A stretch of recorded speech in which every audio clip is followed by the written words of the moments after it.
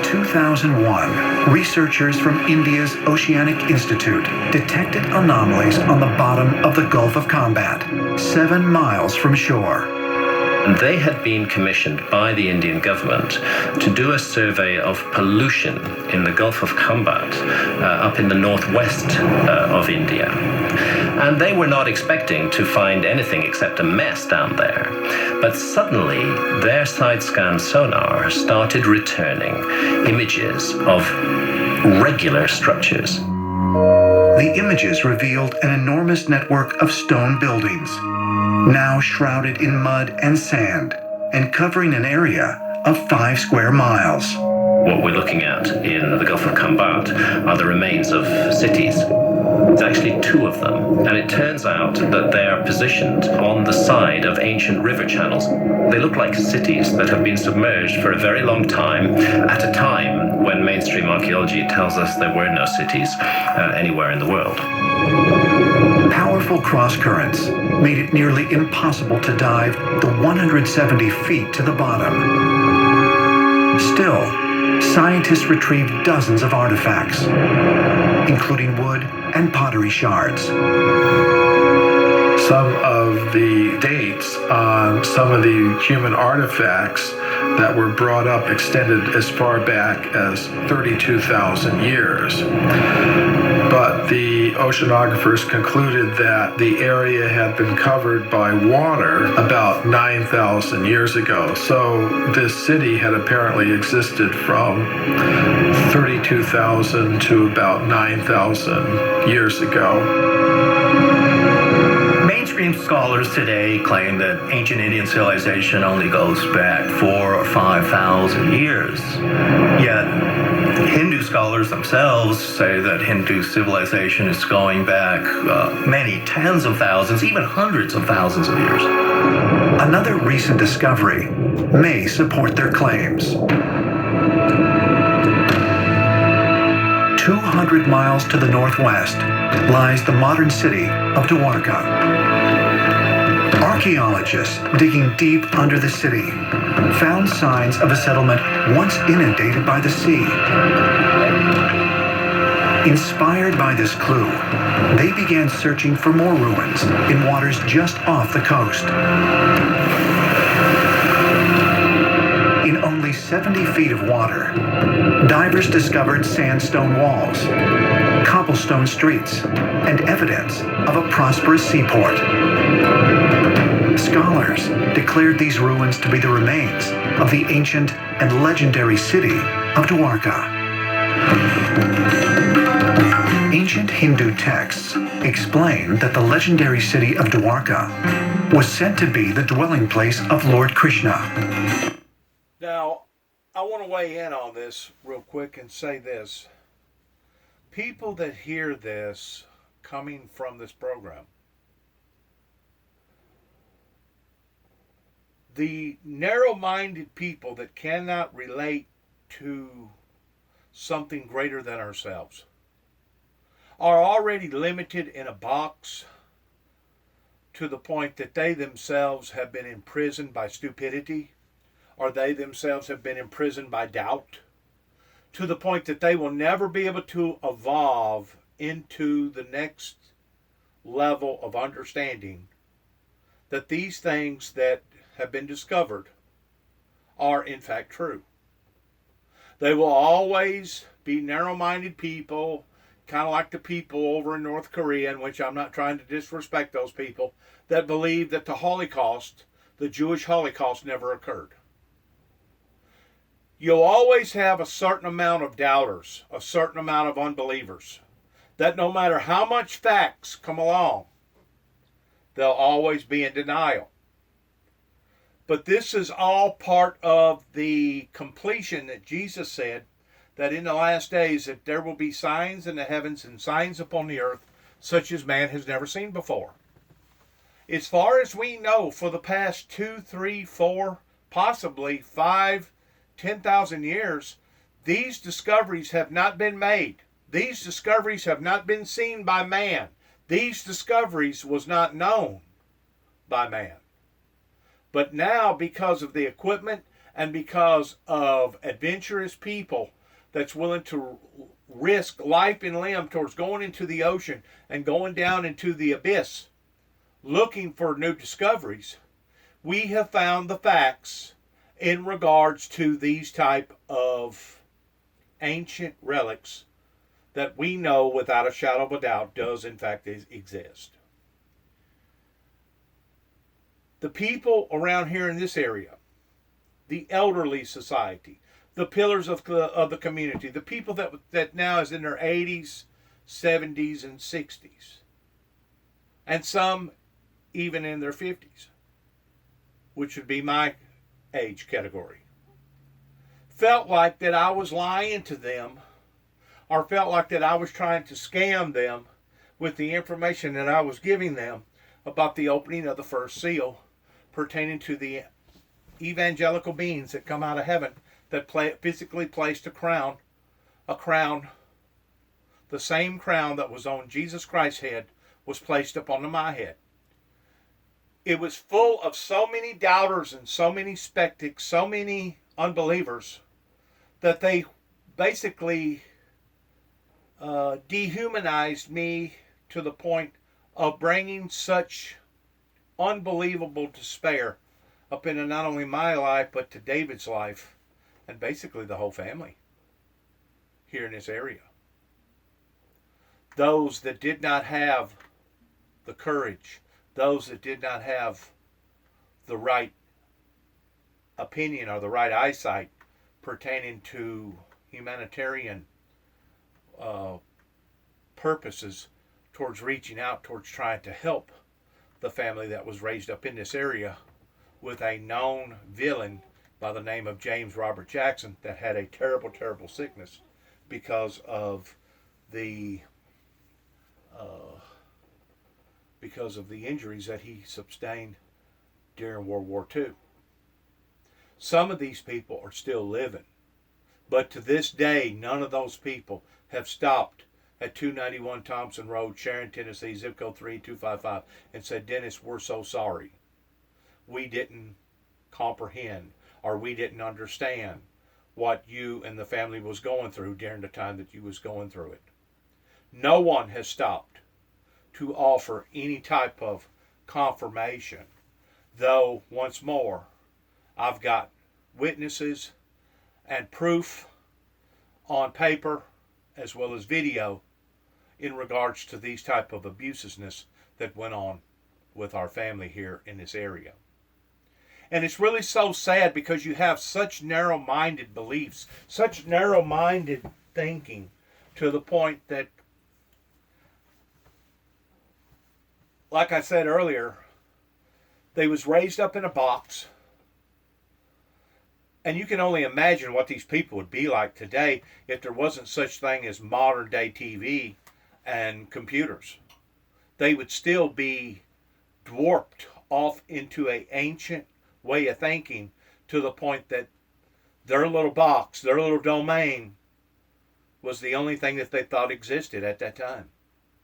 And it's so sad because it stifled, literally stifled, the persistiveness in people evolving the way that they should have evolved, simply because of a bunch of narrow-minded people, a bunch of narrow-minded thinking. It's really, really sad. It should be pitied and not made fun of, because of so many people that had been bamboozled, deceived by the works of the devil. A deity worshipped across many traditions of Hinduism. Hindu texts explain that a king named Shalva attacked Lord Krishna in the mythical Dwarka. Ancient astronaut theorists believe the descriptions of the battle suggest the use of alien technology and even spacecraft. According to the ancient Sanskrit text, with this spacecraft, Shalva attacked the city, raining down energy weapons that resemble lightning. He destroyed large parts of the city in this way. See, a lot of these people around here, because of their limited amount of education, thought that the Bible was the only sense of history that has ever been written in the world. And even Jesus himself said, "For if the books that had been written about me could be obtained, even the world itself could not obtain these books."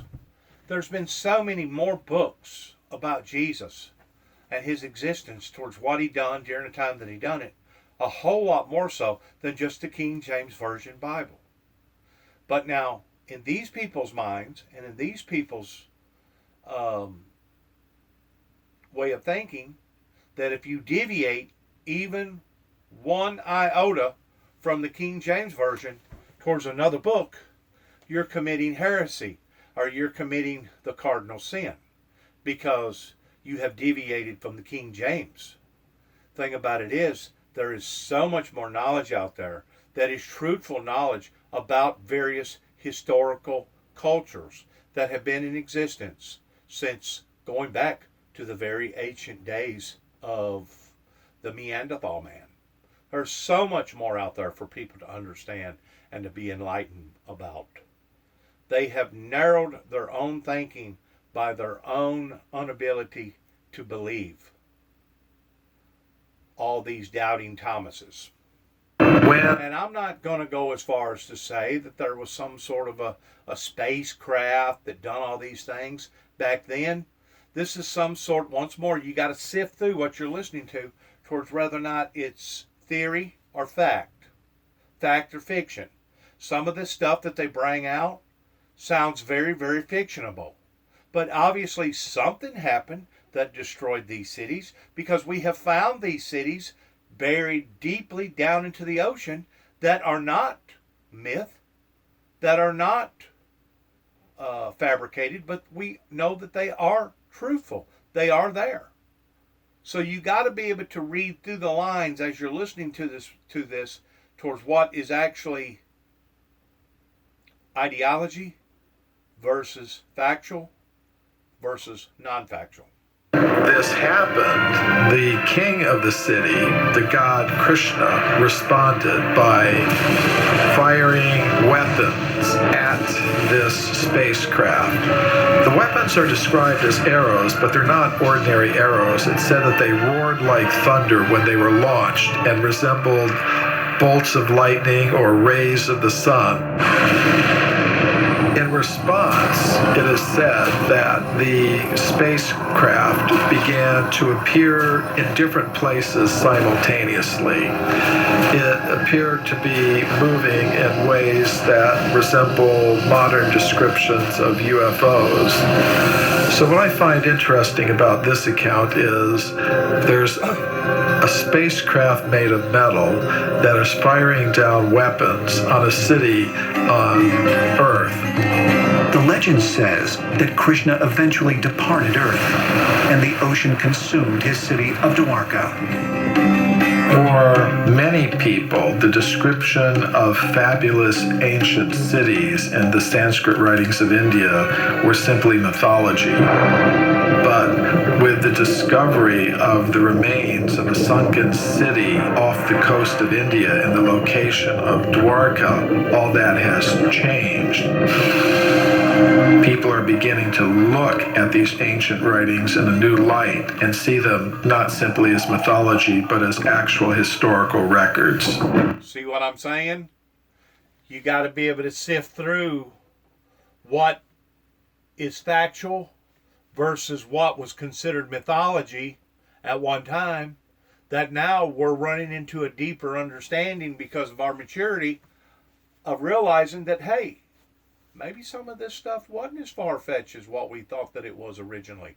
Maybe there was something to some of these writings that occurred, because now we can find the remains. We can find the actual of obtaining the structures under the water to validate their story. So it is possible at one time. And I know that this is going to sound like that I'm off the charts whenever I say this, but it is possible that in ancient time we had already touched off on similar type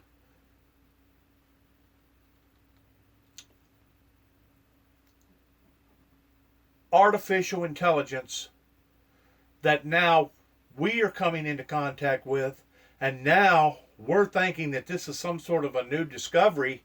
And the thing about it is, this artificial intelligence may have been discovered thousands and thousands of years ago, but because mankind was using it in a demonic, evil form, God destroyed that culture as well as that knowledge. And now we're just now evolving in the same level with that same type of knowledge pertaining to artificial intelligence. And I hope to God that we don't make the same mistakes, providing that this is true, as our ancestors did thousands and thousands and thousands of years ago. Because if so, I guarantee you, God will bring the same type of Achilles heel to this culture as he did that culture thousands of years ago. Because this type of technology is not to be used in an evil, demonic, cruel form, but it is to be used in a positive energy, in a positive form of bettering humanity and not hurting humanity. Does that make any sense? I hope it does. Did India's ancestors witness a war between extraterrestrial entities? If the mythical city cited in the Hindu texts turned out to be real, could there also be evidence of Krishna and his supernatural powers?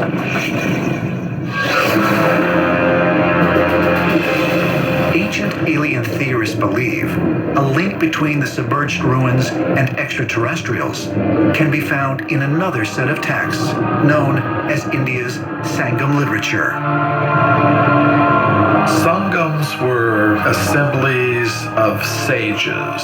It says that the first two Sangams took place on a sunken landmass called Kumari Kandam.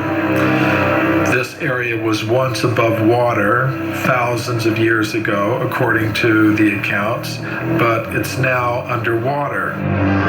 It's also interesting that these assemblies of sages included extraterrestrial beings as well. And this fits in with evidence discovered in the Gulf of Cambay and off the coast of the present city of Dwarka. Perhaps another discovery, one beneath a mysterious lake, will yield even more evidence of alien visitors in the remote past. We had Project Blue Book.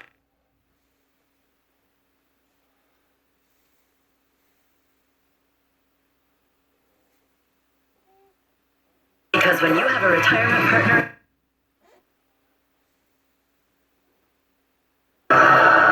Here, at an elevation of 12,500 feet, lie the dark waters of Lake Titicaca, the highest navigable body of water in the world. In August of 2000, an Italian team of divers and archaeologists launched an underwater investigation of the legendary lake.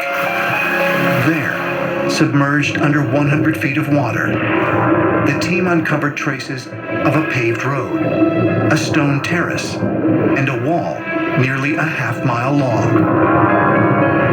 For centuries, local legends have spoken of a lost underwater city called Wanaku. Could these ruins provide proof that such a city did, in fact, exist? Then, another shocking discovery. Lying on the lake bed was a large sculptured stone head. Could this ancient relic offer a clue to the origins of this incredible archaeological find? Comparisons were quickly made to similar stonework found at the nearby ancient city of Tiwanaku, just 12 miles south of Lake Titicaca, a city long thought by ancient astronaut theorists to have extraterrestrial origins. When the early early conquistadors talked to the local Aymara Indians. They were told that the giants at the beginning of creation had created Tiwanaku.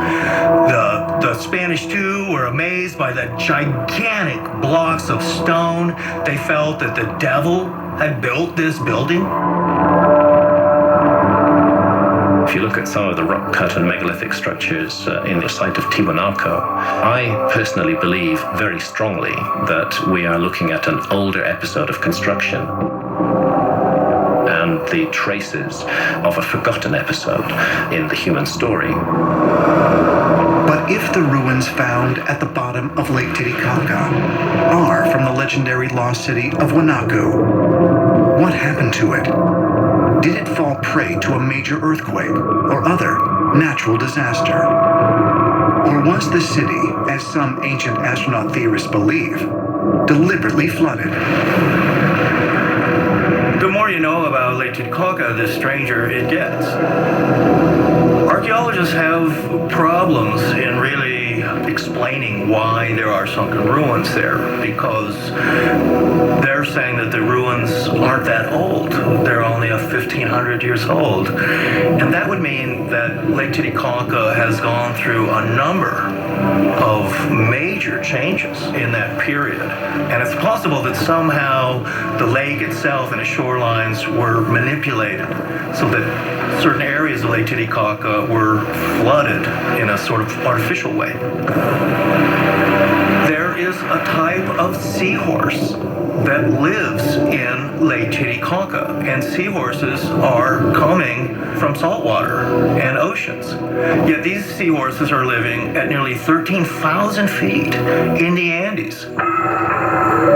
But just how could an ancient people have artificially created South America's largest lake, a lake that is 118 miles long and 50 miles wide? When you ask the local population, how did all of this come into being? The Aymara Indians will tell you that all of this has existed since before the beginning of time. In the Aymara legends, the lake is like the place of Genesis, the place where it starts all the civilizations in our continent. This very, very, very old roots. I mean, we're not talking only about this civilization, this humanity. We're talking about our seeds, the roots of the stars. Some people believe that extraterrestrial built, but what I believe is that the Space Brothers help us, direct us, teach us, because they had experience in many ways. The legend says that once the Space Brothers came to this planet and they used to live with us, and they was very important in our lives, and they used to be very powerful people.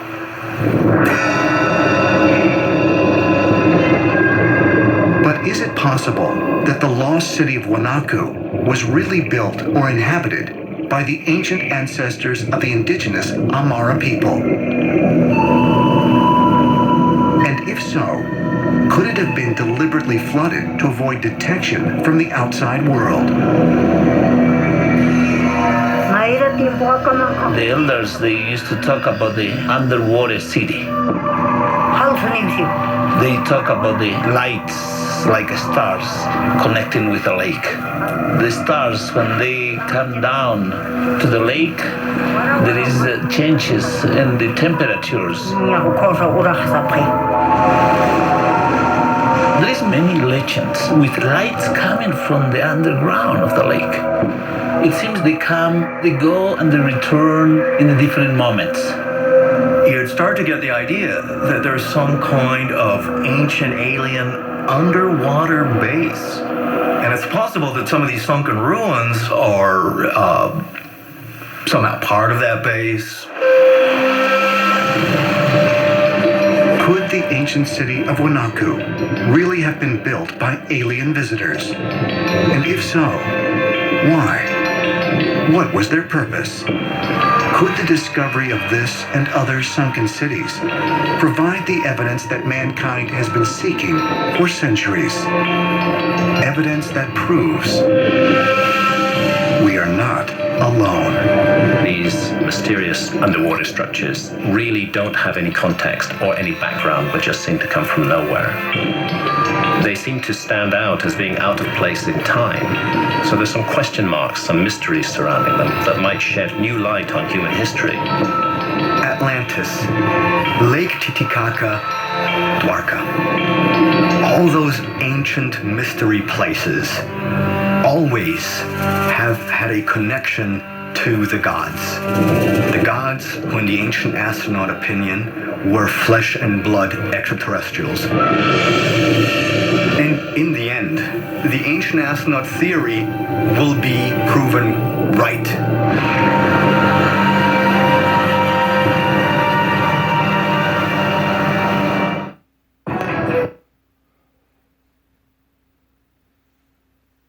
It very well may be, in the end, towards proven right.